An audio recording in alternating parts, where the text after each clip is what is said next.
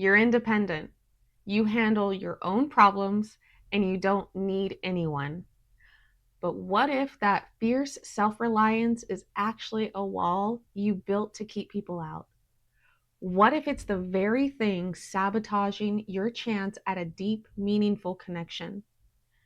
Today, we're going to uncover the subtle signs that what you may call independence might actually be emotional unavailability.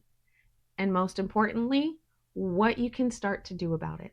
You've probably heard the term emotionally unavailable thrown around, usually to describe a romantic partner who seems distant or just won't commit. But we rarely turn that lens around on ourselves. Being emotionally unavailable really just means that you have a hard time expressing or handling emotions, which makes getting truly close to others feel like a huge challenge, if not impossible. It's a way of being where you keep people at arm's length, not because you don't want to be close, but usually a form of self protection. You might even be stuck in a pattern of attracting other emotionally unavailable people, getting frustrated and not realizing that you're half the dynamic. Identifying these patterns give you a clear starting point and the leverage needed to shift things in a real way. So if you've ever wondered why your deep connections seem to fizzle out or why you always feel like you have to keep your guard up, stick with me. This isn't about judgment. It's about awareness and opening the door to a new way of connecting with others and yourself. Sign number one, your independence may actually be hyper independence. This is the biggest and most misunderstood sign of them all. Our culture praises self sufficiency, but there's a line where independence becomes something else, a trauma response called hyper independence. This is when your self reliance is so extreme that you refuse to ask for help or lean on anyone for anything, even when you're struggling. It's a self defense mechanism, often born from past experiences where counting on others led to disappointment, abandonment, neglect, or pain. If this is you, the thought of needing someone might feel like a weakness. You tell yourself, I got this, because you've learned the only person you can truly count on is you. But this isn't just about being strong, it's about being unable to let anyone in. It creates a distance that makes a true partnership impossible because the real partnership needs interdependence, a healthy mix of relying on yourself and being able to lean on someone else. If the idea of letting someone help you feels terrifying, it might not be a strength you're feeling, but a deep seated fear of vulnerability. Sign two, you avoid deep conversations. How do you react when a conversation shifts from small talk to real feelings? If your first instinct is to change the subject, crack a joke, shut down, or head for the door, that's a big flag. People who are emotionally unavailable often feel deeply uncomfortable when talks turn to personal fears, insecurities, or the future of a relationship. It feels threatening because it requires you to be vulnerable. This avoidance isn't always obvious.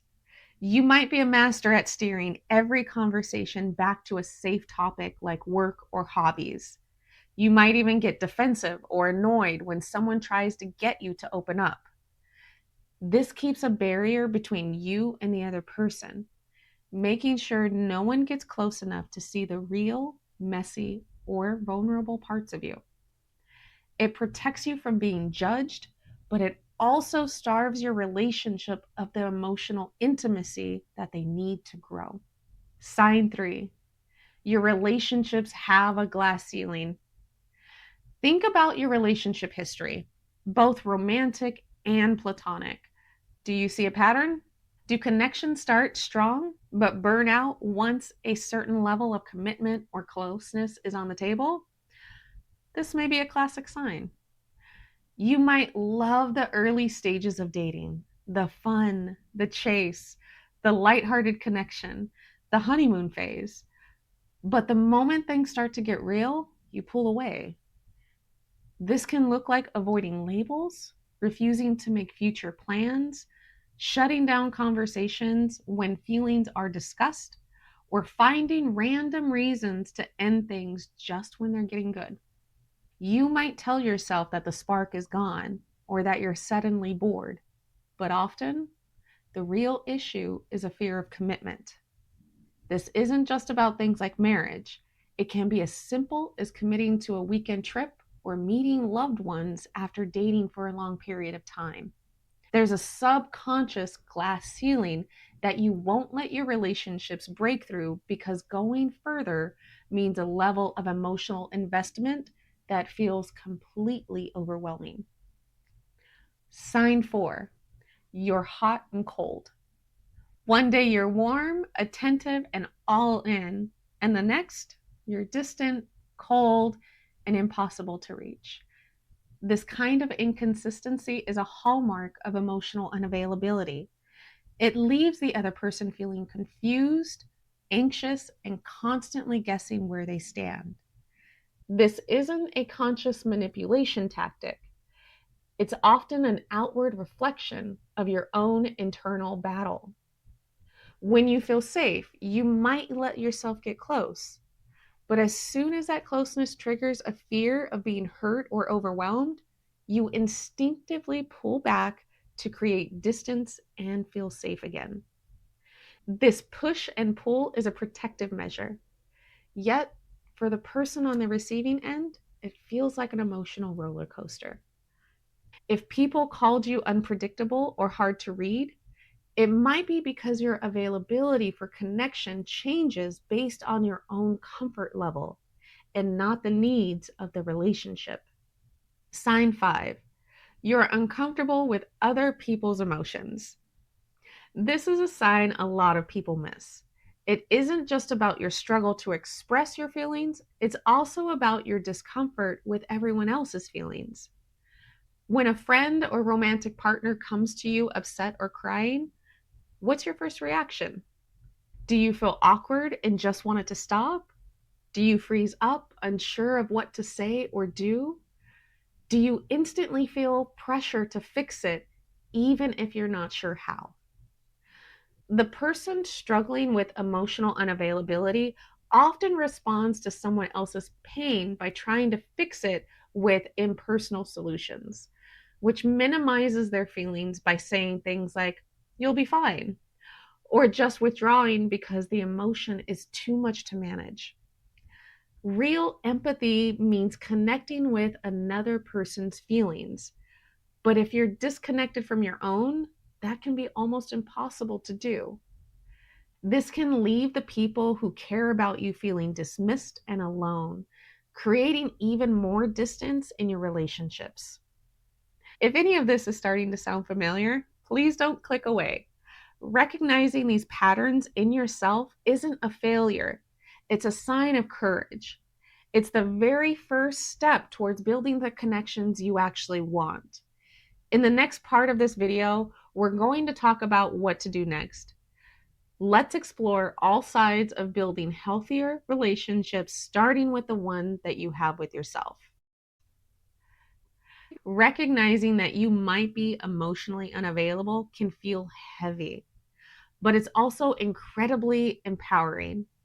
It means that you've spotted something that's not working for you, and now you have the clarity to start shifting it. Healing is a journey, not a quick fix, but here's the first steps that you can take. Step 1, practice radical honesty without the judgment. The first step is to just acknowledge the truth without any shame. Look at your patterns honestly. Yes, I avoid deep conversations. Yes, I keep people at a distance. Yes, my independence is a shield.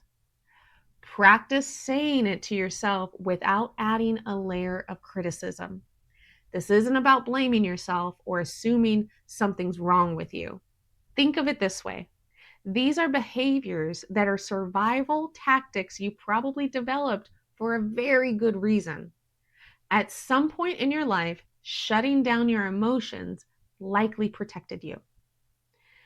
Thank that part of you for keeping you safe. Don't forget that. That's important. And now, as an adult who wants deep connection, you can recognize that this armor is getting too heavy and it's not serving you anymore. This shift in perspective, grounded in compassion, is what clears the way for change. Step 2, get curious about the feelings you're avoiding. Behind every avoidant behavior is a feeling you're trying to escape. Your next step is to get curious about what that feeling is. The next time you get an urge to pull away from someone or change the subject during a vulnerable talk, just pause. Ask yourself, what am I feeling right now? What am I feeling right now that makes me want to run? Is it fear? Fear of being judged? Fear of being abandoned if they see the real you? Is it a fear of being smothered by someone else's needs? Or maybe it's a feeling of inadequacy, a belief that you just don't have what it takes to be a good partner or friend. You don't need all the answers right away. The goal is just to start building your emotional vocabulary and connecting your actions with your feelings. Journaling can be an amazing tool for this, giving yourself a safe, private space to explore. A list of emotions can also help you pinpoint what it is that you're feeling. So find the link in the description below to my favorite emotional wheel. Taking just 15 to 30 seconds to identify your emotions can interrupt that autopilot's reactions and give you a clearer sense of what you actually need. Step 3, take small steps towards vulnerability. You can't go from a locked vault to an open book overnight.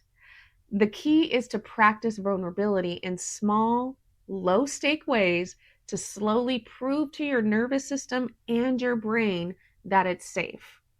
So start with people you already have some trust with. Instead of a big, scary conversation, try sharing something small and real.